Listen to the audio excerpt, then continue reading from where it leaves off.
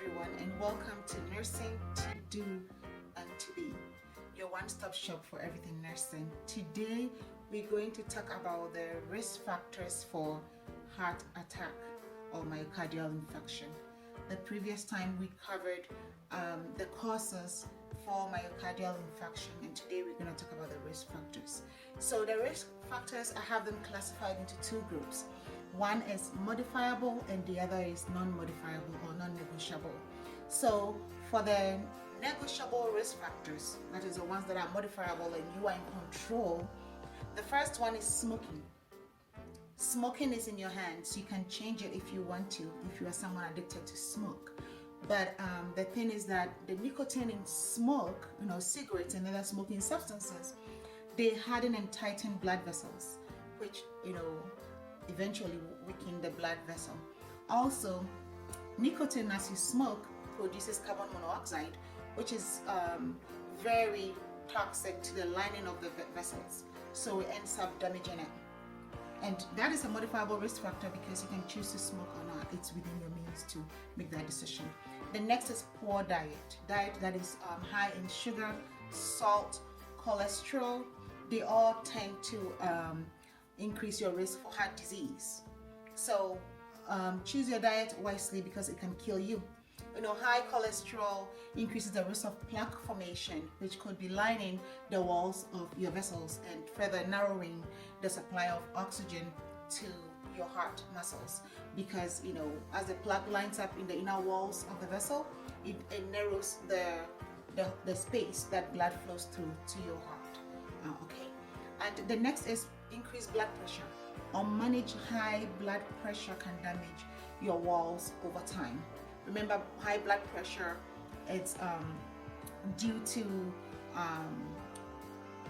high pressure against your heart vessels or your arteries all the time. Over time, it will damage it because your heart cannot withstand the constant need to increase its pressure to overcome the systemic pressure that the heart has to pump against. So eventually, the heart will have to adapt, especially your left ventricle will have to adapt, and you may have some overflow to your right ventricle and end up with left and right heart failure, which we'll cover later.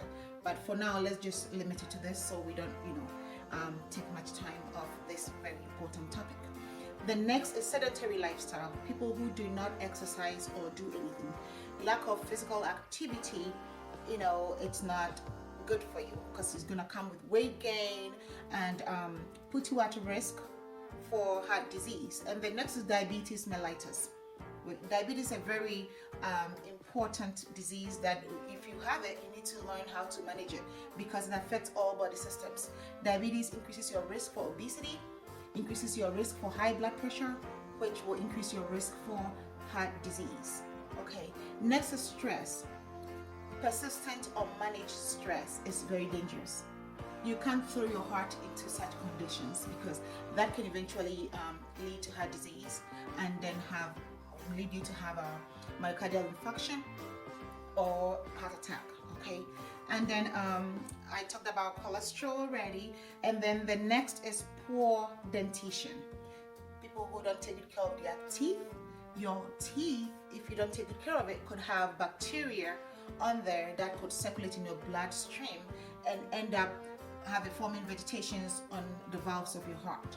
So good dental hygiene is very important to prevent myocardial infarction or heart attack, because when these vegetations the bacteria gets in your heart, you end up in a condition called endocarditis, which is infection of the heart, and we don't want that because that can give you a heart attack or myocardial infarction.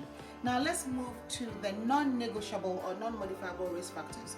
Those are factors we can't do anything about. For instance, sex, being male or female. We know that male are at risk for heart disease, which will cause them to be at risk for myocardial infarction or a heart attack. So if you're a male, take good care of yourself. Women have to do the same too, but men are more at risk for some reason. Okay, and the next is also family history. For instance, if your family has a history of coronary artery disease and your father had it before the age of 55 or had a heart attack before the age of 55, or your mother had it before the age of 65, you have to be cautious and take good care of yourself. That puts you at risk, and that is something you cannot change. You can't change your sex, you can't change your family history. And then the next is age. As we age, our blood vessels tighten, harden, and then weakens. So as we age, we need to take good care of ourselves. It's very important that as we age, we make wise choices to preserve our heart. Thank you.